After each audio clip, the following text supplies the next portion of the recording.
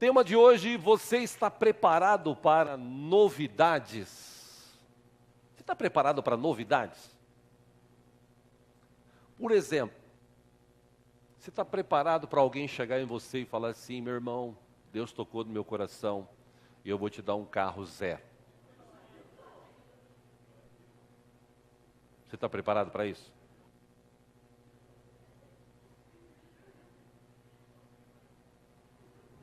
Você está preparado, por exemplo, para chegar alguém em você e falar assim: meu irmão, estava passando lá no banco onde eu tenho conta, lembrei de você, como eu tinha o número da sua conta, eu depositei lá uns 50 mil para você.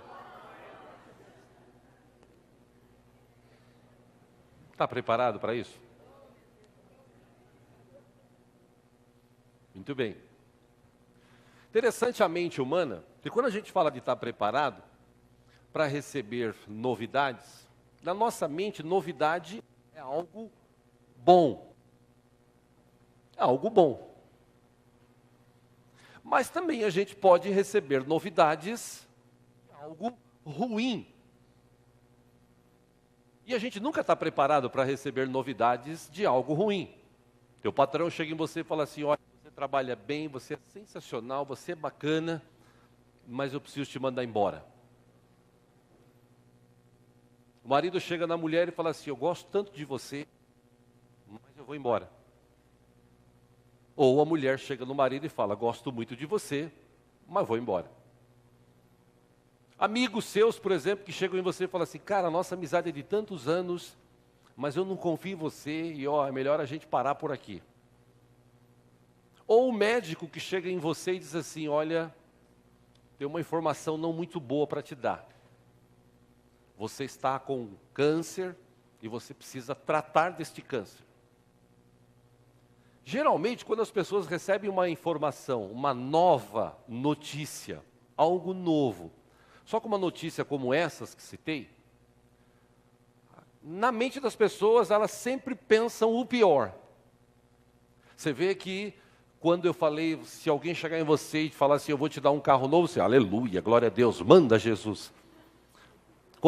Se chegar alguém e falar assim: meu irmão, Deus está me mostrando que você está com uma enfermidade terrível, você vai falar o quê? O sangue de Jesus, é uma coisa que os crentes falam, né? O sangue de Jesus tem poder. Deus me livre e guarde. Porque as pessoas nunca querem ouvir novidades ruins. E eu já falei aqui, e repito sempre que lembro, tudo o que acontece na nossa vida, de bom ou de ruim, é neutro. Tudo o que acontece na nossa vida, de bom ou de ruim, é neutro. A nossa reação é que vai determinar se aquela coisa que aconteceu, se aquela informação que nós recebemos será boa ou será ruim. A nossa reação que vai determinar isso. Por isso que quando a gente lê a Bíblia, entende a Bíblia, você vê que os cristãos de hoje, eles não estão preparados para receber novidades. Na verdade, muitos até nem creem no que a Bíblia diz. Tem gente que está na igreja há tanto tempo, tem gente com 10, 15, 20, 30, 40, 50 anos de cristão, que ainda assim ele, apesar de ter tanto tempo de cristianismo, na mente dele, ela já voltou a ser lógica. Ela só acredita naquilo que ela está vendo e naquilo que ela está ouvindo lá fora e não dentro da igreja. Você pode ver hoje que tem muita gente questionando a mudança que houve no nosso país. Você acompanhou essa semana que passou?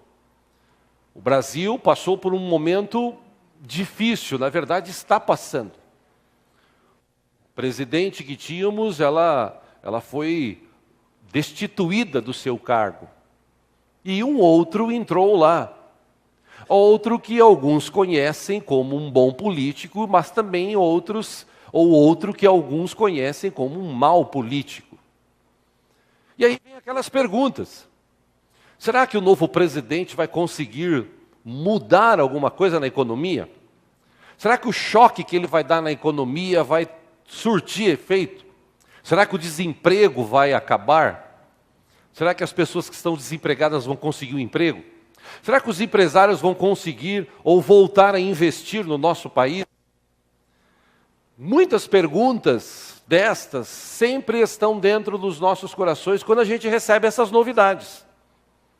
Eu falava ontem com um grupo de irmãos, lembrando da época, os mais velhos que viveram a época do Collor, quando o Collor assumiu para presidente, tinha gente que tinha 5, 6, 10 milhões na sua conta, e no outro dia que ele anunciou o pacote, todos tinham um valor igual para começar ou recomeçar a vida. Na época era 50 cruzados.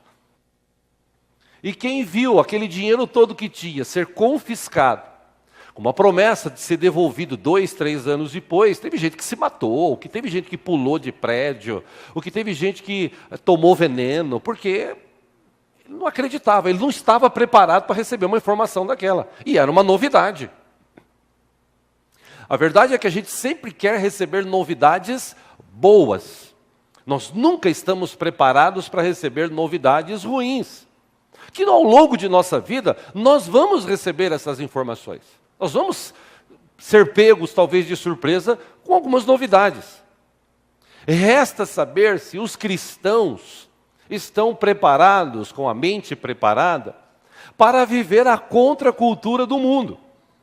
Porque o mundo hoje, meus irmãos, eu também conversava essa semana com um rapaz, tecnologia, e os equipamentos que existem hoje deixam a gente fascinados. Smartphones que tem hoje, eles são mais usados até para aplicativos do que propriamente dito para ligações. Foi o tempo que telefone celular servia só para ligar. Os TVs que se tem hoje, televisões de última geração, que só falta falar alguma coisa para você, tem algumas até que dão informações. Os GPS de localização. A internet, que no Brasil ainda é limitada, mas no mundo afora aí ela é ilimitada. Enfim, tem tantas coisas que eu poderia citar aqui de tecnologia. Os carros de hoje são fantásticos. Os carros de hoje, a tecnologia, a segurança que existe é fantástica. Tudo bem que tem uns burros que não sabem dirigir direito, né? Mas os carros em si são muito bem feitos. O problema é que as pessoas nunca estão preparadas. Aliás, tem gente, inclusive, tem pessoas que são aversas à tecnologia. Tem gente que não gosta de smartphone, tem gente que não gosta de internet, tem gente que não gosta de televisão, tem gente até que fala assim, aquela pergunta que já fizeram, você sabe, eu já falei aqui, uma pessoa que chegou no pastor e falou assim, pastor, a TV é do diabo? Aí o pastor respondeu, se ele comprou e pagou as prestações, a TV é dele. Né? A televisão, quando você usa ela para o bem, ela é uma maravilha. Quando você usa o seu smartphone, o seu celular para o bem, é uma maravilha. Quando você usa o seu carro não como uma arma para atropelar os outros, mas para te locomover de vários tantos lugares, ou para vários tantos lugares, é uma maravilha, é ótimo. O problema é que as pessoas não estão preparadas para isso. Infelizmente, as informações que a gente recebe nesse mundo aí fora, essas informações têm trazido pânico para muita gente, desespero para outras pessoas. As informações que estão nos jornais, que estão na TV, elas têm levado muita gente ao desespero. Tem gente que está pensando em morrer, tem gente que está desistindo de viver até. Por conta disso que se fala aí, que existe uma crise, que não tem mais jeito, que o desemprego vai afetar todo mundo e tal. E quando a gente traz isso para o âmbito espiritual, e é por isso que a gente está aqui, por exemplo, nesta noite, para estudar a Bíblia e deixar que a palavra de Deus venha moldar a nossa mente, treinar a nossa mente, nessa contracultura do mundo que a gente vive. Porque a gente precisa estar treinado para receber boas novas do Senhor e também entender aquilo que Ele permite acontecer nas nossas vidas, que vai se tornar uma bênção no futuro. Deus não permite que ninguém fique doente para desgraça. Se Deus permite, a gente cantou de manhã aqui uma canção, cada vez que a minha fé é provada, é uma chance que o Senhor me dá de crescer um pouco mais. Ou seja, a gente canta isso. Se Deus permite situações nas nossas vidas, a gente tem duas atitudes a tomar. Ou a gente reage com uma mente bem treinada, reage de uma forma positiva, apesar de ser uma situação negativa, ou a gente acaba fazendo como todo mundo, que desiste, que se autocomisera, que fica desejando a morte, achando que não tem mais solução. É o que a maioria faz. E eu, como disse aqui de manhã, e já falei outras vezes, eu posso falar muito bem isso, porque lá atrás, quando eu trabalhava no Bradesco e fui mandado embora, quando eu fui pego de surpresa, eu recebi uma notícia, uma novidade. O contador da agência me chamou e falou: Diego, você é um cara que trabalha pra caramba, sensacional, mas mandaram te mandar embora. Como assim, mandaram me mandar embora? Meu filho está acabando de nascer. Acabou de nascer meu filho. Pô, não é possível. Vão te mandar embora. E aí, naquele momento que eu comecei a refletir sobre tudo, que eu já falei aqui, na minha cabeça lógica, eu tinha um emprego, eu tinha um salário, era um salário até bom para a época, mas para mim eu não estava satisfeito. Eu queria mais. Mas em vez de eu me preparar para ter mais, ao contrário disso, eu ficava como todo mundo, eu, cristão, ficava como todo mundo, olhando para o Olerite no dia 20 e dizendo: esse banco é miserável, esse banco é ladrão. Eu não vejo a hora de sair disso daqui. E eu me encostava nos outros e os outros falavam as mesmas coisas. Até um dia que realmente me mandaram embora e com essa novidade eu fiquei a ver navios. Eu tive que emprestar dinheiro de amigos para comprar leite para o meu filho, pequeno. Eu tive que emprestar dinheiros e fazer bicos para sustentar a família. Foi uns 4, quase 5 meses nessa labuta. E um belo dia, mexendo nas documentações que eu tinha numa pasta em casa, eu encontrei os olerites que havia recebido na época que trabalhava no banco, e eu olhava aqueles olerites e falava assim: poxa, eu era feliz e não sabia. Porque a gente nunca está preparado para receber uma notícia dessa. Aí a minha mente me levou ao quê? A minha mente lógica naquela época, eu cristão, que ia na igreja, que tocava, que cantava, a minha mente lógica me levou a pensar o seguinte: escuta, não tem mais jeito, agora você está lascado, quero ver o que você vai fazer. E agora, o que vai acontecer? Foi nessa hora que eu comecei a prestar mais atenção nas mensagens que eram pregadas. Foi nesse momento que eu comecei a orar mais. Foi nesses momentos que eu comecei a refletir mais e me preparar ou estar preparado para as notícias ruins. Foi nesse momento. Creio que Deus permitiu isso para que eu pudesse aprender alguma coisa com aquela situação. E eu aprendi. Eu aprendi a parar de reclamar. Eu aprendi a olhar com bons olhos tudo que Deus dá para a gente. Tudo que Deus faz é bom. Ele nos deu todas as coisas. No tempo dele as coisas vão chegar nas nossas vidas. Eu aprendi isso. Aprendi a aguardar. Esperar pelo Senhor. Esperar no Senhor. Comecei a ter um hábito maior em oração, em jejuns, em busca do Senhor. E isso me levou a um nível espiritual maior.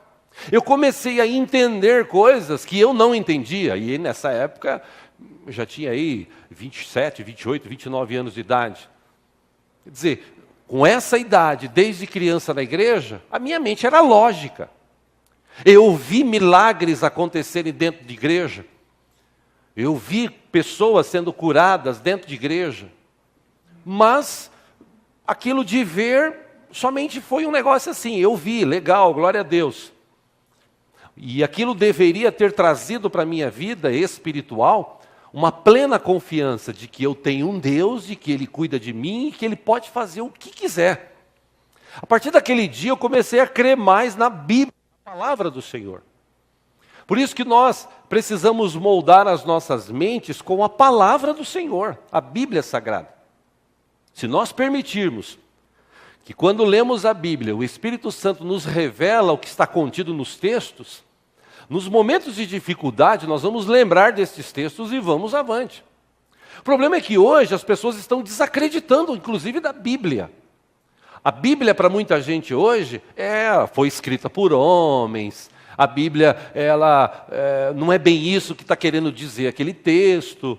E eu, meus irmãos, eu continuo crendo que Jonas, um grande peixe, engoliu ele, que ele ficou 3 dias dentro do ventre desse peixe, e que no 3º dia o peixe vomitou ele na praia de Nínive.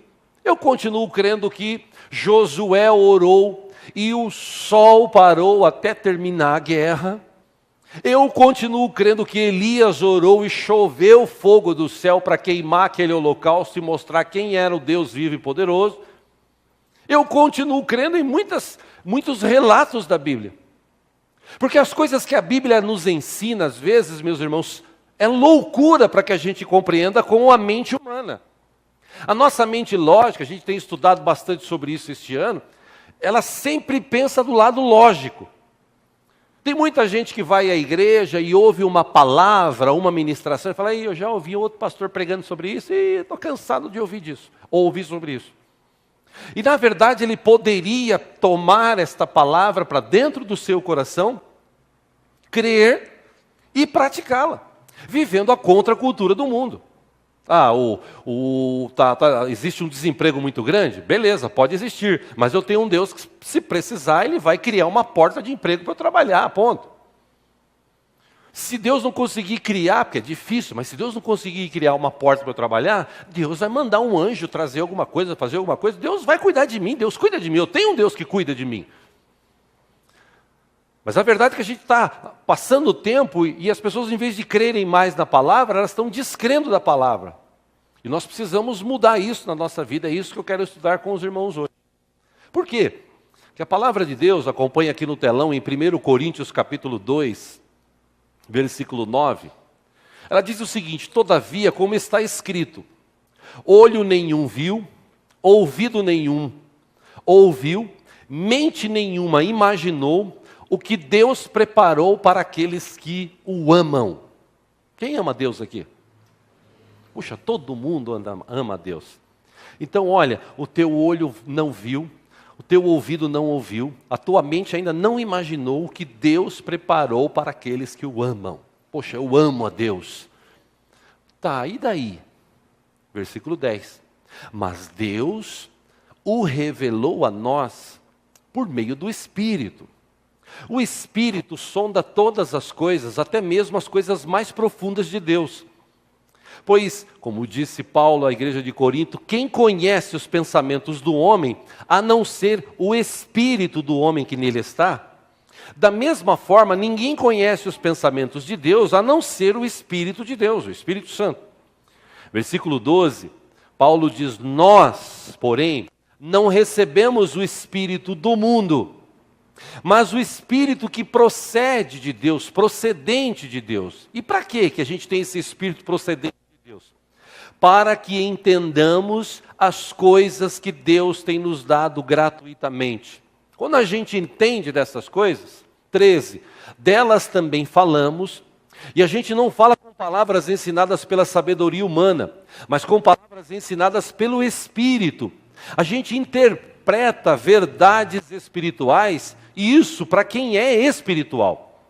Versículo 14, Paulo escreveu, quem não tem o Espírito não aceita as coisas que vêm do Espírito de Deus. E por quê? Porque é loucura. E não é capaz de entendê-las porque elas são discernidas espiritualmente. Versículo 15, Paulo escreveu à igreja de Corinto, mas quem é espiritual, quem tem essa mente treinada pelo Espírito, discerne todas as coisas e ele mesmo por ninguém é discernido. O que Paulo quis dizer com isso? Quando você tem o Espírito Santo na tua vida, no dia que você recebeu Jesus, você recebeu o Espírito Santo.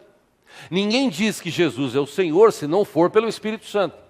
A partir daquele momento, o Espírito Santo começa a habitar na tua vida. E ele vai interceder por você, capacitar você, falar ao teu coração. Ele vai te ajudar, ele vai suprir dentro de você as suas necessidades espirituais, porque ele é Deus habitando em você, desde que você permita que isso aconteça.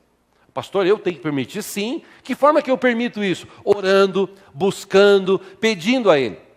Eu já falei aqui, tem gente que vem para a igreja para pedir carro, casa, dinheiro. É difícil você ver nas igrejas hoje a pessoa pedindo: Deus, me enche com a tua presença. Deus, me dá a unção do teu espírito.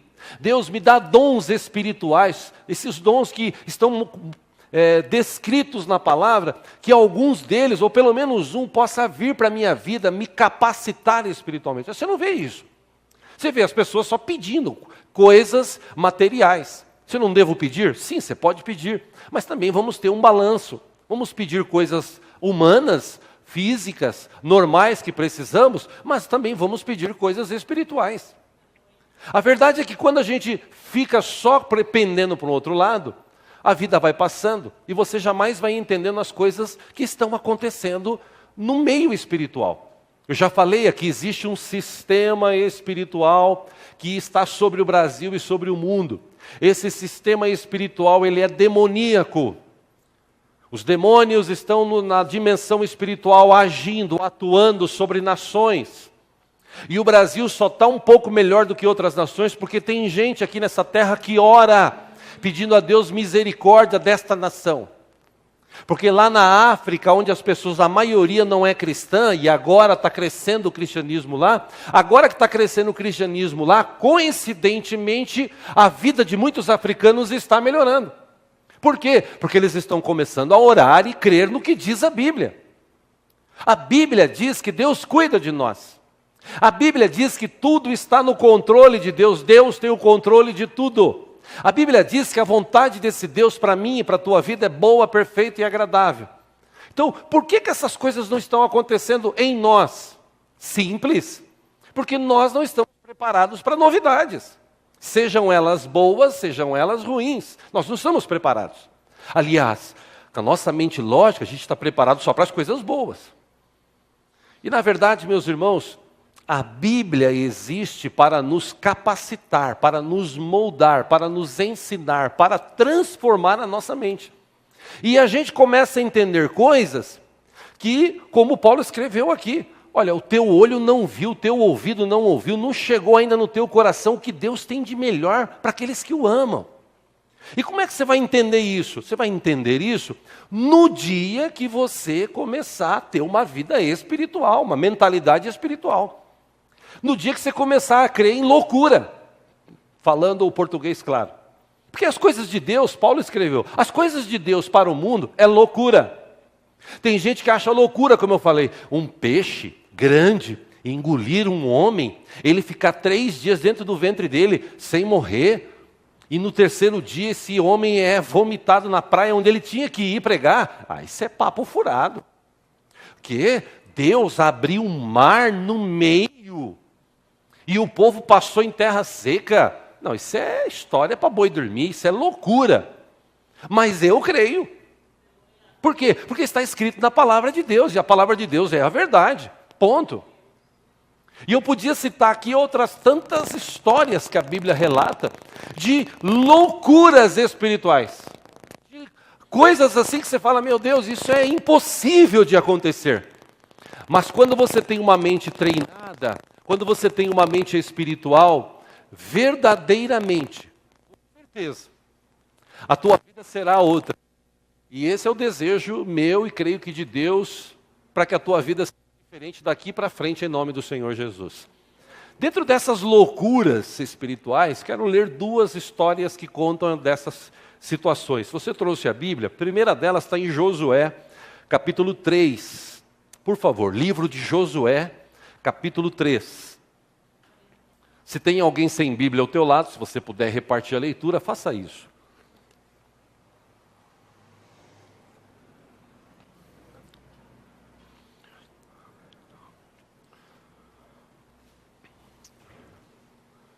O povo de Israel estava sendo perseguido, como sempre. E, chegando perto do Rio Jordão, Ou eles atravessavam o rio para o outro lado, ou o exército que vinha atrás deles iria destruí-los. Eles param e ficam naquela expectativa. O que vai acontecer?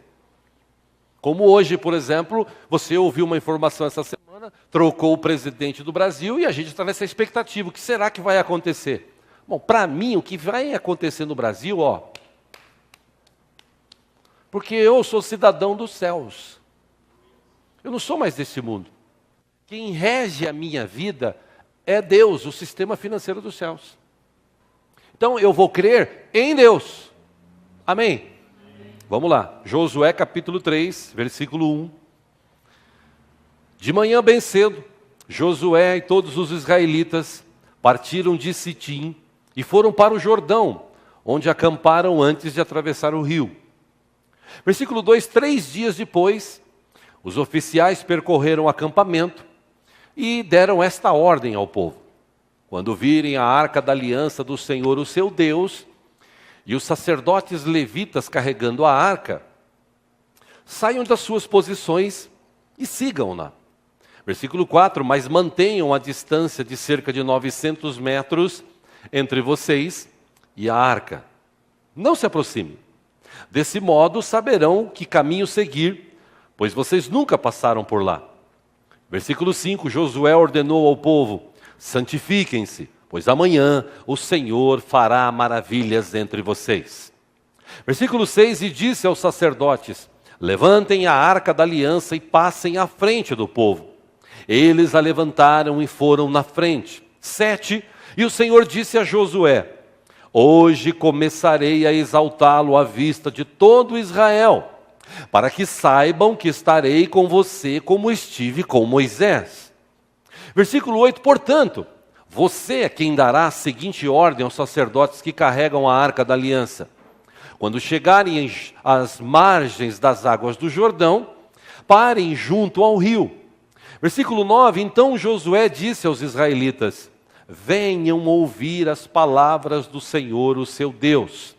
Versículo 10, assim saberão que o Deus vivo está no meio de vocês, e que certamente expulsará de diante de vocês os cananeus, os hititas, os heveus, os ferezeus, os girgazeus, os amorreus e os jebuseus.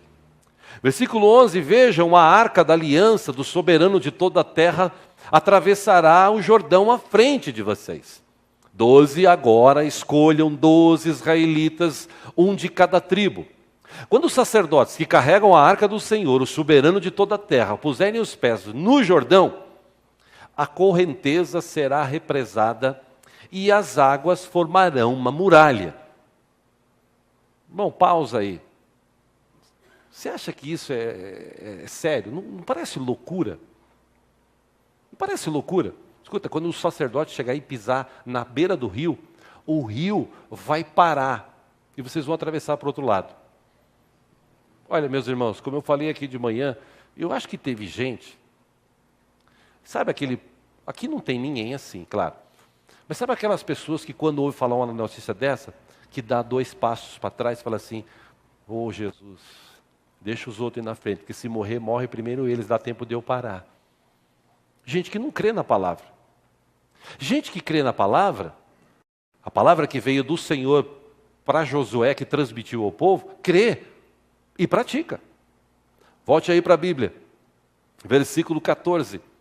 Quando, pois, o povo desmontou o acampamento para atravessar o Jordão, os sacerdotes que carregavam a arca da aliança foram adiante. Veja que informação interessante, 15, entre parênteses. O Jordão transborda em ambas as margens na época da colheita.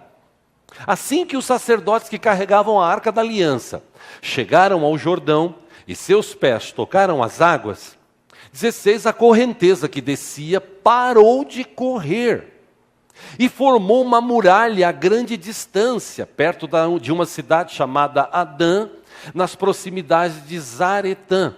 E as águas que desciam para o mar de Arabá, o mar salgado, escoaram totalmente. E assim o povo atravessou o rio em frente de Jericó. 17, último desse que quero ler.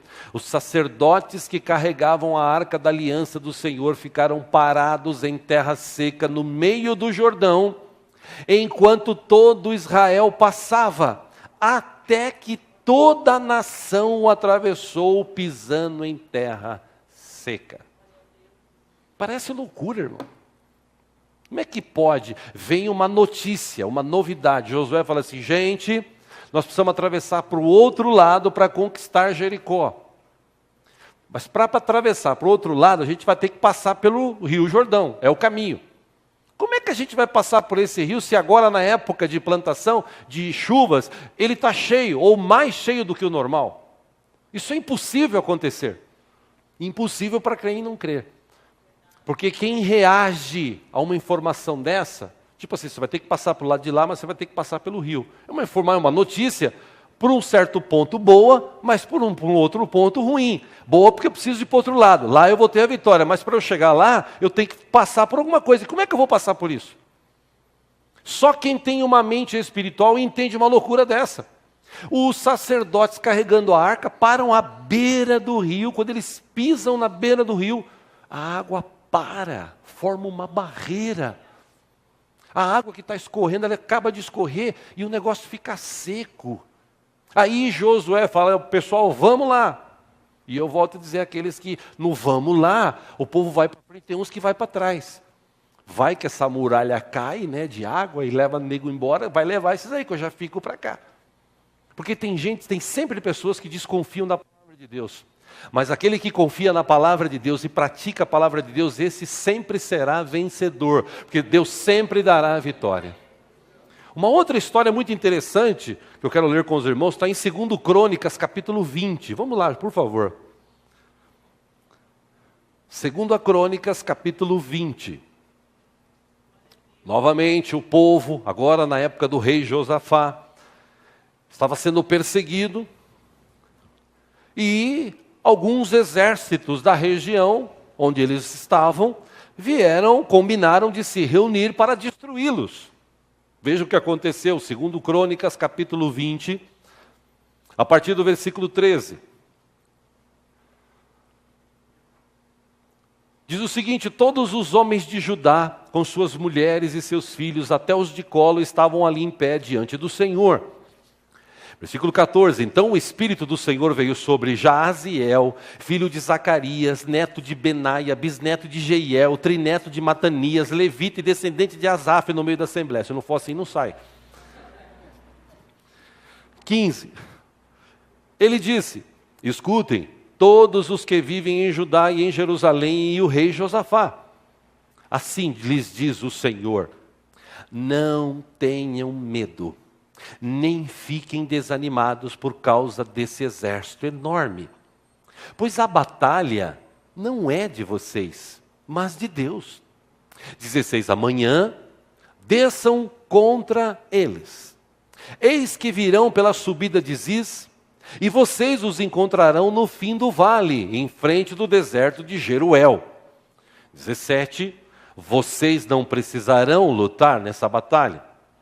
Tomem suas posições, permaneçam firmes e vejam o livramento que o Senhor lhes dará, ó Judá, ó Jerusalém. De novo, Deus repete essa informação, não tenham medo nem desanimem. Saiam para enfrentá-los amanhã e o Senhor estará com vocês. Versículo 20, de madrugada partiram para o deserto de Tecoa. Quando estavam saindo, Josafá lhes disse, escutem-me, Judá e povo de Jerusalém.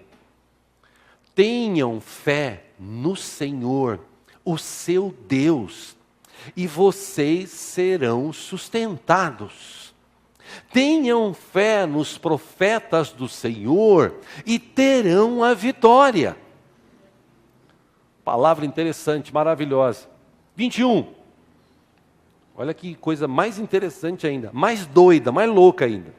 Depois de consultar o povo, Josafá nomeou alguns homens para cantarem ao Senhor e o louvarem pelo esplendor de sua santidade, indo à frente do exército cantando. Deem graças ao Senhor, pois seu amor dura para sempre. Pausa. Imagina a cena. Josué chega assim e fala, Sueli, Cleonice, Lucas, Julie, Paulão, Vinícius, Cristina, Paulo, vocês com o pessoal da manhã, nessa luta que tem vários exércitos babando para destruir a gente, vocês vão na frente do povo, cantando ao Senhor, dizendo, graças ao Senhor, porque o seu amor dura para sempre. Meus irmãos, eu imagino que os cantores da época, devia ter lá uns 20, 30, 40, 50, sei lá. Eles devem ter olhado um para o outro assim. Como é que é, Josafá? Nós vamos na frente. Quer dizer, os caras vão vir guerrear. O Jô Soares, lembra? Os mais velhos, o Jô Soares tinha um quadro que ele falava, muito amigo. Quer dizer, nós vamos na frente cantando. Sem nada, sem espada, sem lança, sem nada. Sem escudo. Quer dizer, a gente vai cantando, é isso. Meu irmão, isso é loucura. Aliás, os músicos, cantores, vai se preparando, que de repente chega uma hora dessa, você tem que estar lá na frente de batalha. Parece loucura.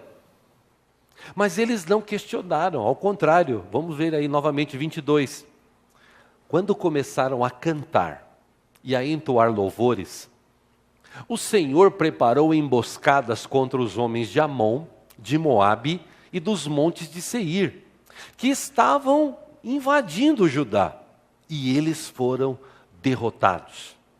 De que forma que eles foram derrotados? 23. Os amonitas e os moabitas atacaram os do monte de Seir para destruí-los e aniquilá-los. Depois de massacrarem os homens de Seir, acabou de destruir aquele povo, eles começam a se destruir uns aos outros. Isso parece loucura, gente. Versículo 24.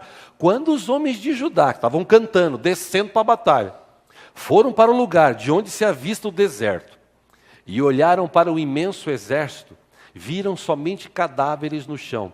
Ninguém havia escapado. Isso aqui é muito mais profundo ainda, o 25. Então Josafá e os seus soldados foram saquear os cadáveres. Naquela época, o exército derrotado, ele era, além de morto, saqueado. Tudo que eles tinham, tudo que eles carregavam, eles tiravam. Tudo que eles tinham. Exceto algumas roupas íntimas, o resto era tudo tirado. Então Josafá e os seus soldados, já que eles venceram a batalha, eles foram saquear os cadáveres. E encontraram entre eles grande quantidade de equipamentos e roupas, e também objetos de valor. Passaram 3 dias saqueando, mas havia mais do que eram capazes de levar, porque quando Deus faz abundantemente. Lembra do texto do começo? Deus é capaz de fazer infinitamente mais, além daquilo que a gente pensa e pede. 26. No 4º dia, eles se reúnem no vale de Beraca. Beraca significa louvor ou bênção. Então eles se reuniram no vale de louvor ou bênção, onde louvaram o Senhor. Por isso, até hoje, esse lugar é chamado Vale de Beraca. Só até aí. Meu irmão, você já pensou se eles fossem com alguns cantores de hoje aí? Que são muito bons para cobrar, mas na hora do vamos ver, Deus te abençoe e tal. Se o povo da época de hoje, que nós vivemos aqui, que tem uma mente tão lógica, que precisa mudar isso e começar a acreditar mais na palavra de Deus, porque Deus pode fazer coisas tremendas. Quer dizer que Deus vai fazer a gente dar 7 voltas? Não, meu irmão. Deus fez isso para Josué conquistar Jericó. Quer dizer que Deus vai fazer chover fogo do céu para queimar o holocausto? Não, Deus fez isso na época de Elias. Na nossa época, Deus pode fazer mais, infinitamente mais. Desde que a gente peça e pense. Só que na nossa mente, a gente recebe uma novidade, boa ou ruim. Novidade boa, a gente reage, novidade ruim, ai meu Deus. Quantas pessoas hoje que recebem uma informação, você está doente, ai meu Deus, eu vou morrer, Senhor, e agora? O que será de mim, minha família? Eu tinha tantos planos, na verdade não tinha nada. Né? Mas eu tinha tantos planos, eu queria fazer isso, eu queria fazer aquilo, oh meu Deus, tem misericórdia, Pai, e agora? Tem gente que reage assim, na verdade a maioria reage assim. Agora, quando você recebe uma informação dessa, fala assim, espera um pouquinho, o senhor falou isso, doutor? E eu citei de manhã aqui, orando pela vida do pastor Ailton, que conversa que tive com ele permitiu que eu compartilhasse com a igreja. Ele recebeu um diagnóstico de câncer, pastor Ailton. E ele falou para mim, pastor, ele estava triste, cansado, chateado. Ele falou, pastor, eu estou cansado de ouvir esse negócio. Deus abençoe. Irmão, sabe, aqueles papos furados de crente. Ele falou, eu precisava ouvir alguma coisa. E eu cheguei e falei para ele, meu irmão, se você tiver que morrer, encontre-se com Jesus. Aí o cara já ficou assim, né? Falei, mas também Deus pode curar você dessa enfermidade. Eu, particularmente, creio que Deus vai curar você dessa enfermidade e isso vai ser para a glória dele, é a minha crença. Quer um exemplo disso? Eu falei para ele, vocês lembram da filha do pastor Furioso? Ano passado, no começo do ano passado, ele esteve aqui. Ele trouxe a menina, ela tinha sofrido de câncer no útero, teve que tirar o útero, estava fazendo tratamento, os cabelos tinham caído, mas ela veio aqui, deu testemunho e Deus me curou. Beleza, passou o ano de 2015, no final de 2015 aconteceu outra coisa. 2 semanas atrás a gente estava junto e ele falou, que bom que você veio aqui, rapaz, agora está bem. Eu falei, agora? O que aconteceu? Você nem sabe. O que foi? Poxa, minha filha, a Pamela, de novo, foi diagnosticada no final do ano passado com câncer no intestino. Meu Deus do céu, é mesmo? E nós fomos no médico e a médica que examinou falou, olha, é uma operação muito delicada, mas muito delicada. A proporção dela sobreviver a uma operação dessa, a chance é 1%.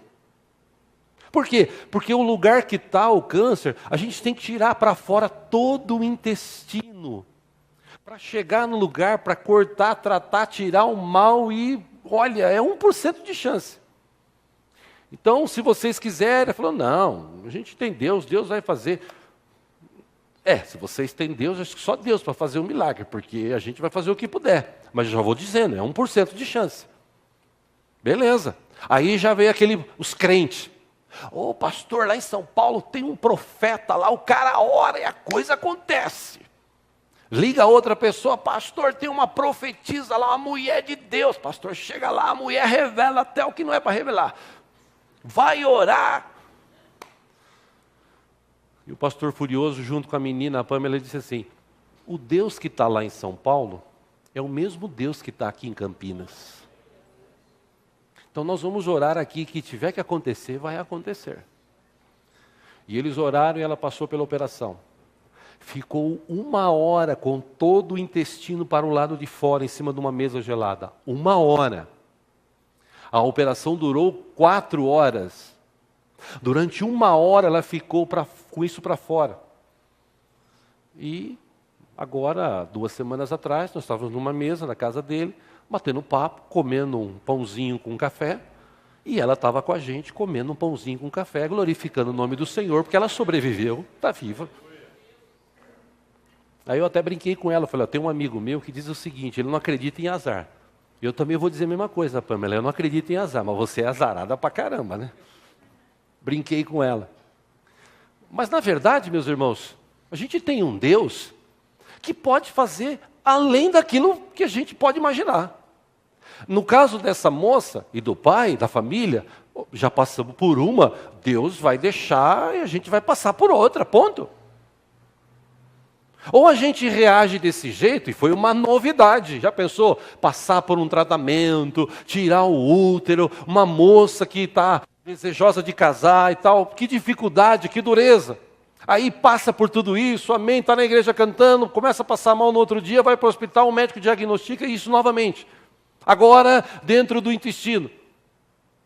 Que reação uma pessoa dessa poderia ter? como todos têm. Nossa, agora acho que é para morrer mesmo.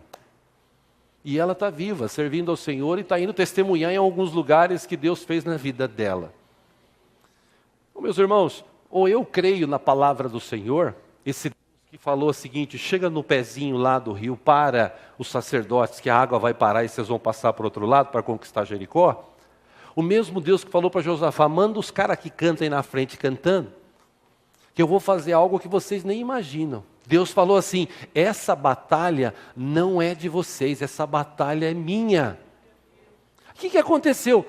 Os soldados que eram amigos passam a se tornar inimigos. 2 exércitos, 2 bandos se unem para matar os do outro lado. Eles matam todos do outro lado, aí eles olham para o outro, matamos os outros. Agora vamos nos matar, né? Foi isso que aconteceu. Loucura! E o que aconteceu depois? Josafá olha à vista, os caras cantando. Josafá à vista. Mas está tudo morto. Mas Deus não falou que ia dar a vitória para vocês? E Ele deu. Pô, então vamos lá agora. E saquearam pegaram tudo que podia durante 3 dias. Não aguentava pegar mais coisas, de tanto que tinha.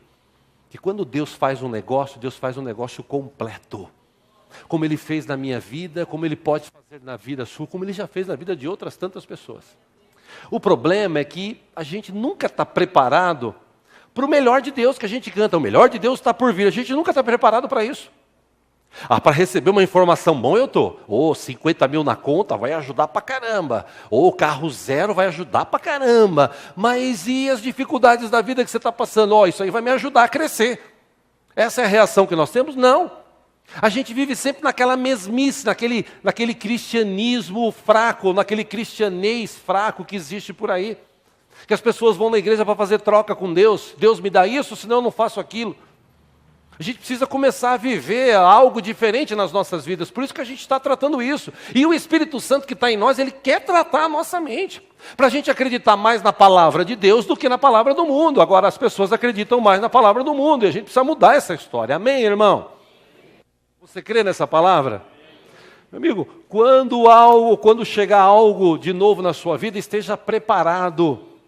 Você está com uma dificuldade, com um problema, com uma luta, meu irmão, Jesus pode reescrever a sua história de novo. Ele pode mudar a história da sua vida, escrever tudo de novo.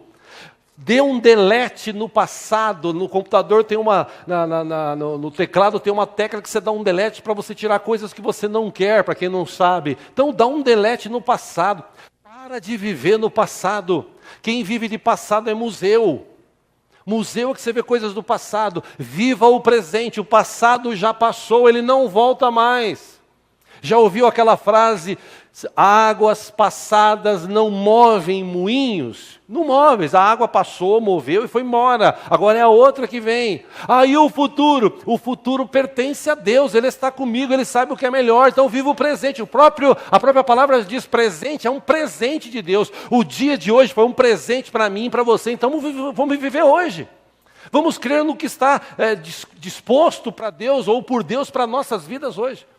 Por isso que Paulo escrevendo aos Coríntios, 2 Coríntios 5,17, ele escreveu, assim que se alguém está em Cristo, nova criatura é. Quem está em Cristo aqui? Eu estou em Cristo. Você pode dizer isso, eu estou em Cristo? Não em crise? Tem fé para dizer isso? Levanta a mão, fala, eu quero ver.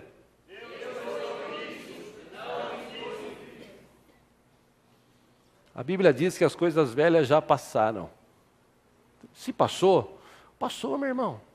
Passou. Deixa para trás. Não adianta você ficar lá, quando eu trabalhava naquele lugar, ganhava uma grana boa. Agora, meu Deus. Para com isso.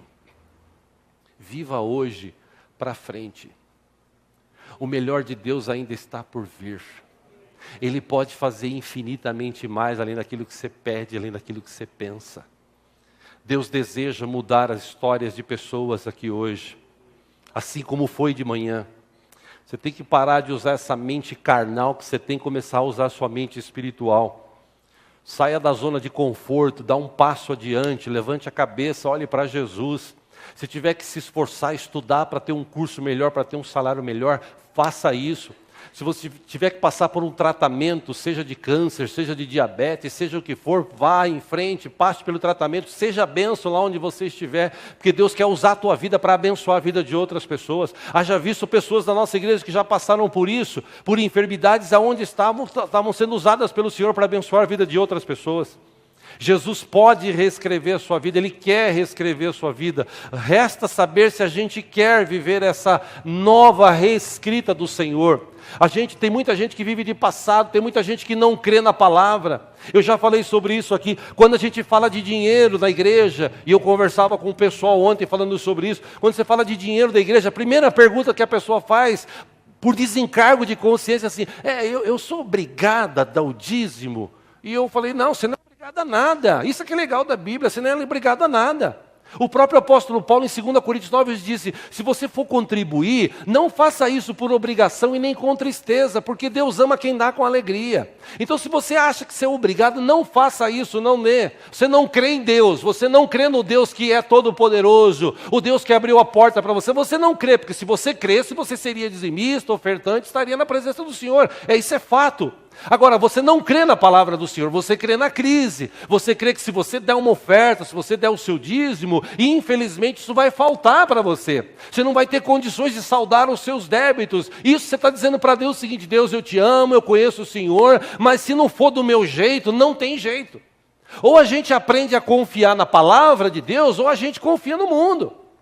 Ah, pastor, mas na minha vida é tão difícil crer nisso. Sim, eu já falei aqui. Se você continuar vivendo debaixo desse sistema financeiro aqui, que existe nesse mundo, que é arcaico, que é antigo, que é corrupto, você nunca vai sair dessa ciranda. Tem gente que, como diz em 2 Coríntios capítulo 9, eu falei há pouco, diz lá o texto, Paulo falou, Deus é que dá a semente para aquele que semeia. E tem gente que recebe a semente para plantar na sua vida, seja na sua família, seja nas suas contas, seja na igreja. Tem gente que a semente da igreja, a semente do evangelho, ele come, a semente de semear na obra do Senhor, ele come. Tem gente comendo a semente. E vai chegar uma hora que essa pessoa não vai colher mais nada. Por quê? Porque em vez de semear, ela só comeu. Para de comer semente, creia em Deus, pega a semente que Deus te deu e lança. Creia como Isaac. Isaac, ele recebeu uma informação, uma novidade assim terrível.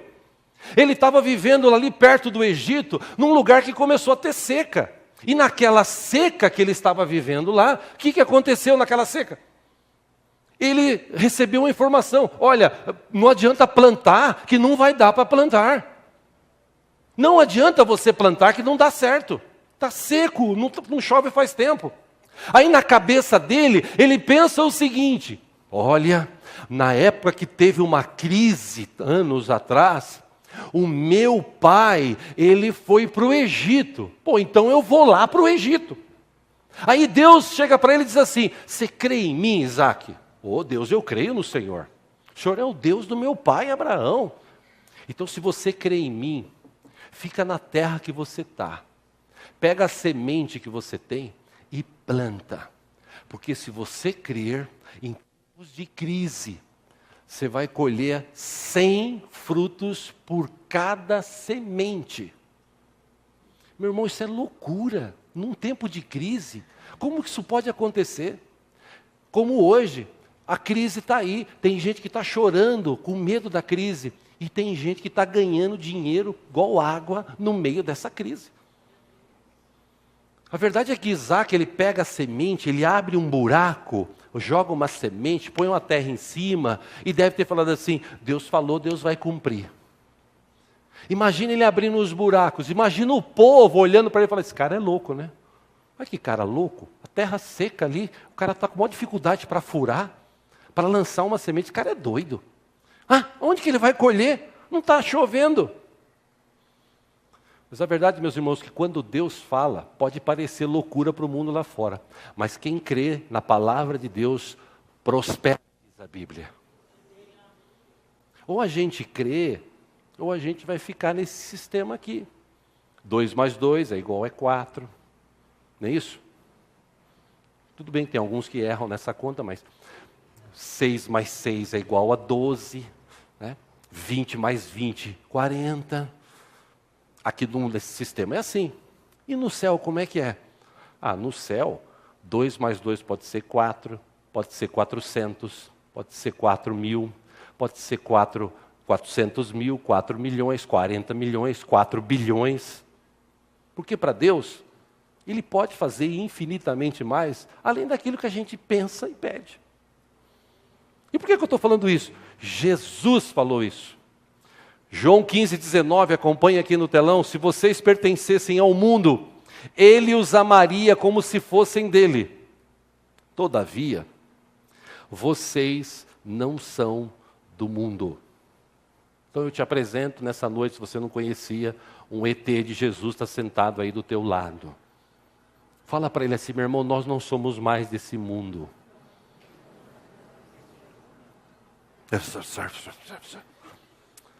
Nós não somos mais desse mundo. Por quê? Porque no dia que nós aceitamos Jesus como o Senhor e Salvador, quando a gente nasceu de novo, nosso RG agora é dos céus. Quando a gente nasce aqui, é-se feito uma certidão de nascimento. Tem os dados dela. Que cidade, que país que você nasceu. Tem alguns que constam até a maternidade que você nasceu. Quando você aceita Jesus, quando você nasce de novo, as coisas velhas passam, tudo se faz novo. Teu nome está escrito agora lá nos céus. Você está registrado lá. Você era cidadão do Brasil, desse mundo. Agora eu e você somos cidadãos dos céus. Então, quando eu sou cidadão dos céus, a crise que está aqui entre eu e Deus, ela pode afetar as pessoas, mas a minha ela não afeta. Por quê? Porque a minha bênção vem daqui de cima, do Deus que controla todas as coisas. O dia que você entender isso, você vai ver o que Deus vai fazer na tua vida financeira, na tua vida espiritual, na tua família, nos teus negócios e em tudo que você vier a fazer. Porque senão a Bíblia seria mentirosa. A Bíblia diz que quando aquele povo, Abraão, Isaac, Jacó, onde eles chegavam, a bênção de Deus estava na vida deles. Engana-se que quem pensa o seguinte: a bênção de Deus está no que eu tenho, na minha casa, no meu dinheiro. Não, isso é bênção de Deus, mas não põe o coração nisso. A bênção de Deus está em você. Aonde você estiver, você é uma bênção. Então creia nisso, amém, irmão? Amém, irmã? Ou a gente vive isso, ou então a gente vai viver aqui, vindo no culto e tal. E para você ter um começo com Deus, é preciso esquecer o passado. Esqueça-se do passado. Aquele que está em Cristo tem uma nova identidade. Essa identidade é a identidade que Cristo me deu na cruz do Calvário, quando Ele derramou o seu sangue. Para encerrar, meus irmãos, eu quero citar aqui 2 textos. O primeiro está em Lamentações capítulo 3, as Lamentações de Jeremias, que, como já vimos aqui em mensagens anteriores, Jeremias ele cita no capítulo 2, capítulo 1, todas as coisas que ele passou, todas as lutas, todas as dificuldades que ele enfrentou. Mas aí no capítulo 3, versículo 19, ele começa dizendo assim: olha, eu lembro-me da minha aflição, acompanha aqui no telão, e do meu delírio, da minha amargura e do meu pesar. Lembro-me bem disso tudo. E a minha alma desfalece dentro de mim. E quem lembra de passado difícil, ele vai ficar triste. 21 ele diz: todavia, eu lembro-me também do que pode me dar esperança. Graças ao grande amor do Senhor é que não somos consumidos, pois as suas misericórdias são inesgotáveis. 23, renovam-se cada manhã, grande é a sua fidelidade. Aí Jeremias olha para ele mesmo, 24, e fala assim: digo a mim mesmo, a minha porção é o Senhor. Portanto, nele porei a minha esperança. O Senhor é bom para com aqueles cuja esperança está nele, para com aqueles que o buscam. É bom esperar tranquilo pela salvação do Senhor. Ele recebeu novidades, passou por momentos difíceis. Aí ele para, reflete, começa a escrever algumas coisas, e ele fala, eu passei um tempo difícil, Opa, espera um pouquinho, isso eu já passei. Agora eu quero lembrar daquilo que me traz esperança. O que me dá esperança? Eu tenho um Deus que quando Ele fala, ninguém pode mudar a palavra dEle. Ninguém. Eu apenas tenho que crer. Então eu vou crer na palavra do meu Deus. Escuta, mas mudou o presidente do Brasil. Escuta, mas está uma dificuldade, um desemprego. Escuta, mas e a enfermidade? Eu tenho Deus. Esse Deus cuida de mim. Esse Deus está comigo todo o tempo. E se você crer, Ele cuida de você, está com você todo o tempo. Resta saber se você crê. Por isso, a pergunta que não quer calar. Você está preparado para o novo de Deus? Deus tem coisas novas para você e para mim. Deus cria saída onde não existe saída. Pastor, eu não vejo mais saída. Creia na palavra de Deus. E se você tem vindo neste lugar, Deus tem falado como Ele tem falado, creia nessa palavra e vá adiante, o Senhor é contigo. Amém? Vamos ficar em pé, eu quero ler um texto, abra sua Bíblia aí, vamos ler em pé, Isaías 43. Vamos ler para encerrar aqui.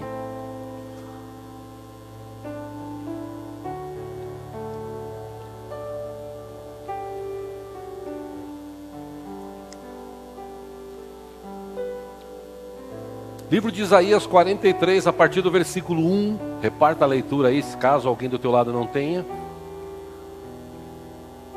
Isaías, o profeta, mas agora assim diz o Senhor, aquele que o criou, ó Jacó, aquele que o formou, ó Israel.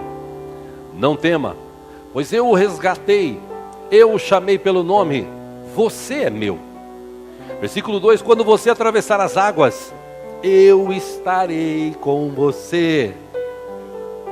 Que coisa maravilhosa, quando você atravessar as águas, eu estarei com você. E Deus estava com o povo, quando Ele fechou lá o rio Jordão para o povo passar. Quando você atravessar os rios, eles não encobrirão. Quando você andar através do fogo, não se queimará. As chamas não o deixarão em brasas. 3, o Santo de Israel, o seu Salvador. Pois eu sou o Senhor, o seu Deus. Dou o Egito como resgate para livrá-lo, a Etiópia e Sebá em troca de você. 4, visto que você é precioso e honrado à minha vista, e porque eu o amo, darei homens em seu lugar e nações em troca da sua vida. 5, não tenha medo, pois eu estou com você. Você pode olhar para a pessoa que está do seu lado e dizer assim, meu irmão, não tenha medo, Deus está contigo. Você crê nessa palavra? Vou perguntar de novo, você crê nessa palavra? Direi ao norte, ou versículo 5 terminando aqui, do oriente trarei seus filhos e do ocidente ajuntarei você. 6, direi ao norte, entregue-os, e ao sul não os retenha. De longe tragam os meus filhos, e dos confins da terra as minhas filhas. 7, todo o que é chamado pelo meu nome, a quem criei para minha glória, a quem formei e fiz. Versículo 8, traga o povo que tem olhos, mas é cego, que tem ouvido, mas é surdo.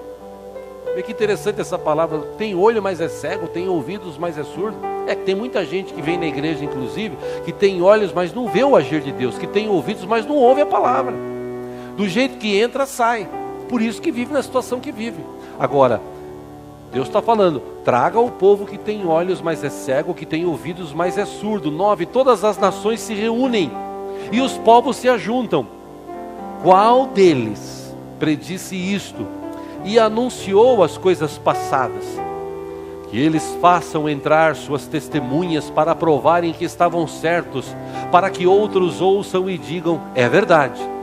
Versículo 10, vocês são minhas testemunhas, declara o Senhor, e meu servo, a quem escolhi, para que vocês saibam e creiam em mim e entendam que eu sou Deus. Antes de mim nenhum Deus se formou, nem haverá algum depois de mim.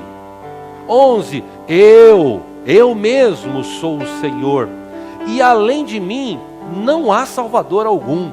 12. Eu revelei, salvei e anunciei. Eu, e não um Deus estrangeiro entre vocês. Vocês são testemunhas de que eu sou Deus, declara o Senhor. 13 e último.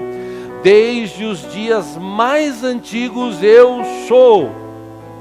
Não há quem possa livrar alguém da minha mão. Agindo eu, quem o pode desfazer? Ou na versão antiga, operando eu, quem impedirá? Quem que pode impedir o agir de Deus? Ninguém. Agora, você está preparado para a novidade de Deus para a tua vida? Você precisa preparar a sua mente. E para isso acontecer, você precisa deixar o Espírito Santo tratar dentro do teu coração, para levar você a pensar em coisas que você não pensava, acreditar nas loucuras da Bíblia. Eu prefiro acreditar nas loucuras da Bíblia, se é que são loucuras, eu prefiro crer na loucura da Bíblia. Porque a loucura da Bíblia, apesar de ser loucura, aconteceu, como tem acontecido hoje. Tem coisas que acontecem até na nossa igreja aqui que a gente não sabe como acontece. Mas parece loucura, mas acontece. O agir de Deus, o mover de Deus, o sustentar de Deus, é uma coisa assim sobrenatural. Por isso, meu irmão, eu encorajo você nesse momento, antes da gente ir embora, você falar com Deus nesse instante, orar e falar assim: Senhor, me ajuda, eu quero mudar a minha mente, eu quero começar a entender as novidades, se ela é boa, se ela é ruim, do jeito que eu refletir e reagir, é que eu vou determinar. E Senhor, se tiver que passar por dificuldade, por luta, eu vou passar, porque eu creio que o Senhor está comigo. Hoje eu posso até não ver uma luz no fim do túnel, mas eu estou vendo Jesus. Jesus continua comigo, contigo, sempre. Ele jamais nos abandona. Então eu encorajo você a orar e falar: Deus, me ajuda, eu quero mudar. Se você assim quer, feche os teus olhos. Vamos orar juntos. Fale com Deus, este é o momento, em nome de Jesus.